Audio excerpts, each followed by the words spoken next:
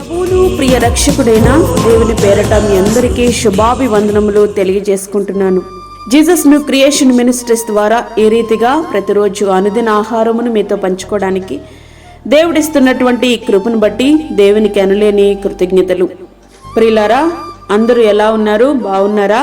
ప్రతిదినము దేవుని యొక్క వాక్యమును విని బలపడుతున్నారని మీరు చేస్తున్నటువంటి ఫోన్ కాల్స్ను బట్టి మేమెంతో సంతోషిస్తున్నాం. వాక్య ధ్యానంలోనికి మనం వెళ్దాము. ఫిలిప్పీలకు రాసిన పత్రిక 2వ అధ్యాయము 5 నుండి 8 వచనములు. క్రీస్తు యేసునకు కలిగిన ఈ మనసు మీరును కలిగిండుడి. ఆయన దేవుని స్వరూపము కలిగిన వాడయుండి దేవునితో సమానముగా ఉండుట విడిచిపెట్టకూడని భాగ్యమని ఎంచుకొనలేదు గాని మనుషుల పోలికగా పుట్టి దాసుని స్వరూపమును ధరించుకొని తన్ను తానే రిక్తునిగా చేసుకొనెను. మరియు ఆయన ఆకారమందు మనుషుడుగా కనబడి మరణము పొందినంతగా, అనగా శిలువ మరణము పొందినంతగా విధేయత చూపిన వాడై తన్ను తాను తగ్గించుకొనెను. దేవుని యొక్క మనసు ఎట్లాంటిదంటే, దేవుడై ఉండి దాసుని రూపమును కోరినది. దరిద్రులమైన మన కొరికే ఆయన పరలోక సింహాసనాన్ని విడిచి భువికే తెంచిన ప్రేమ. మనకు బదులుగా అవమానకరమైన శిలువను భరించి ఆయనే దేవుడే అంత తగ్గించుకుంటే, ఆయన పిల్లలంగా చెప్పుకుంటున్న మనకు ఆ తగ్గింపు ఏ కోశాన కనబడట్లేదే? ఎంత మట్టుకు నేను నీకంటే గొప్పదానను, నేను నీకంటే గొప్పవాడును అని చెప్పుకునే ప్రయత్నమే తప్ప తగ్గింపు స్వభావము కొంచెమైనను లేదు. ప్రభు పరిచర్య చేయమంటే పెత్తనము చేయడానికే ప్రాకులాట తప్ప ప్రియ రక్షకుని యొక్క తగ్గింపునకు మన జీవితాల్లో స్థానమే లేకుండా పోయింది కదా. సంఘాలు విడిపోతున్నా, కుటుంబాలు విచ్ఛిన్నమవుతున్నా దానికి కారణం ఆధిపత్యాన్ని చలాయించడానికే ప్రాకులాడే కారణం కదా. అసలు మనము అతిశయించడానికంటూ మనకేముందండి? దేవుడైన వాడే దాసునిగా మారితే హెచ్చించుకోవడానికంటూ మనకేముంది? ఈ లోకంలో మనకెంత ఉన్నా అది కనీసం మన సమాధి వరకు కూడా రాదు కదా. మరి ఎందుకు గొప్పవాటి కొడుకు అంత ప్రయాస? యేసు ప్రభు వారి యొక్క మనసు విధేయత కలిగినటువంటి మనసు. సర్వమానవాళి నిత్య నాశనానికి పోతున్నారు, వారి కొరకు నీ ప్రాణాన్ని పెట్టాలి అంటే ఆయన ఎక్కడ కూడా వెనుకాడలేదు. అందుకే శిలువ మరణము పొందినంతగా ఆయన విధేయత చూపించారు. ఆయన పిల్లలు అని చెప్పుకుంటున్నాము కానీ ఆయనకున్నటువంటి మనసు మనకు లేక ఇంకనూ అవిధేయులుగానే మనము జీవిస్తున్నాము కదా. ఒక్కసారి మనము పరిశీలించుకుందాం.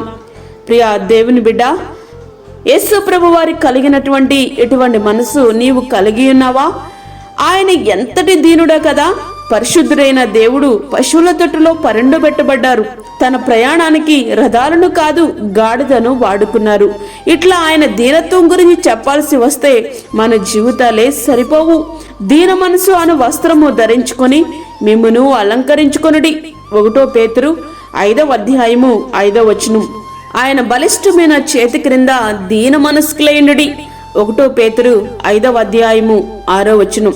ఆయన ఎంతటి అణుకువ కలిగినటువంటి వారు, మృదుత్వము సాత్వికము కలిగిన వారంటే తనను బాధిస్తున్న వారి కొరకు సహితం ప్రార్థించే మనసు గలవారాయన. ఇట్లాంటి లక్షణాలు ఆయన పిల్లలమ్మగా మనలో ఏ కోశాన కనబడట్లేదు కదా. క్రీస్తు శ్రమపడను గనుక మీరును అట్టి మనసును ఆయుధముగా ధరించుకునుడి. 1 పేతురు 4వ అధ్యాయం 1వ వచనం. ఆయన ఎంత శ్రమ పడ్డారు అని అంటే చివరి రక్తబొట్టును సైతం కార్చే వరకు కూడా శ్రమ పడ్డారు కదా. మనకైతే చెమట పట్టడానికి కూడా వీలు లేదు. ఏసీ లేకపోతే దేవుని మందిరానికి వెళ్ళడం కూడా కష్టమైపోతూ ఉంది. ఇక కొందరు సేవకుల గురించి మాట్లాడాలంటే అది అవమానకరంగానే అనిపిస్తుంది. అయితే ఒక్క మాట, శ్రమ లేనిదే కిరీటము దక్కదు, శ్రమ లేనిదే సువర్ణం శుద్ధి కాదు. నీ జీవితము కూడా అంతే. ప్రియా స్నేహితుడా, వాక్యం వింటున్నటువంటి ప్రియా దేవుని బిడ్డ, అటువంటి సాత్వికము కలిగిన మనసు, దీన మనసు నీవు కలిగి ఉండడానికి ఇష్టపడుతున్నావా? అట్లాగైతే క్రీస్తు యేసున కలిగిన మనసు మీరును కలిగి ఉండుడి. మనము క్రీస్తు యొక్క సమరూపములోనికి మార్చబడి అనునిత్యము క్రీస్తుతో జీవించే ఆ ధన్యకరమైన జీవితాన్ని మనం జీవిద్దాం. అట్టి కృప ధన్యత ప్రభు మనకి అనుగ్రహించునుగాక. ఆమేన్. వాక్యం విన్న ప్రియ దేవుని బిడ్డలారా, ప్రార్థనలో ఏకీభవించండి. పరిశుద్ధమైన తండ్రి, ప్రేమగల యేసు ప్రభువా, శ్రేష్టమైన అమూల్యమైన మరి యొక్క దినం మా జీవితంలో మీరు అనుగ్రహించారు. నీకు వందనాలు. ఈ దినమంతటికి కావలసినటువంటి నీ కృపను మాకు దయచేయండి ప్రభువా. ప్రతి విధమైన శోధన, కీడు, ప్రమాదము, తెగుల నుండి మీరు మమ్మల్ని కాపాడండి. అదేవిధంగా గర్భిణీ స్త్రీలను, చంటి బిడ్డలను, వృద్ధులను జ్ఞాపకం చేసుకునండి ప్రభువా. వారి యొక్క అవసరతలు, అక్కరలు మీరు తీర్చండి. దూరదేశంలో ఉండి వాక్యమును విని ప్రభా ప్రార్థనలో ఏకీభవిస్తున్న ప్రతి ఒక్క బిడ్డను మీరు జ్ఞాపకం చేసుకొనండి. వారి యొక్క అవసరతలు, అక్కరలు మీ చిత్తములో తీర్చండి ప్రభువా. ఓ తండ్రి, మీలాంటి మనసు, దీనమైన మనసు మీ అందరి కూడా కలిగి ఉండడానికి సహాయం చేయండి. మా కొరకు దీనుడికి లోకమునకు వచ్చి ఆఖరి రక్తపు బొట్టు వరకు మా కొరకు కాచినటువంటి దేవానికి స్తోత్రాలు చెల్లించుకుంటున్నాను. ఇదనమంతటికి కావలసిన దేవాని దీవెన, నీ యొక్క ఆశీర్వాదాలు సమృద్ధిగా మాకు, మా కుటుంబాలకి మీరు దయచేయండి. బయటకు వెళ్తున్నప్పుడు, వస్తున్నప్పుడు తగు కాపుదల, భద్రత మా అందరికీ మీరు దయచేసి ఈ సన్నిధిని మాతో ఉంచి, మాకు కాదు యెహోవా, మాకు కాదు, సమస్త మహిమ ప్రభావాలు మీకే ఆరోపించుకుంటూ యేసు పరిశుద్ధ నామమున అడిగి వేడుకుంటున్నాము తండ్రి. ఆమేన్. ఈ యొక్క వర్తమానములు మీ బంధువులకు, మీ స్నేహితులకు షేర్ చేయండి. దేవుని పనిలో మీరు కూడా పాలిభాగస్తులు కండి.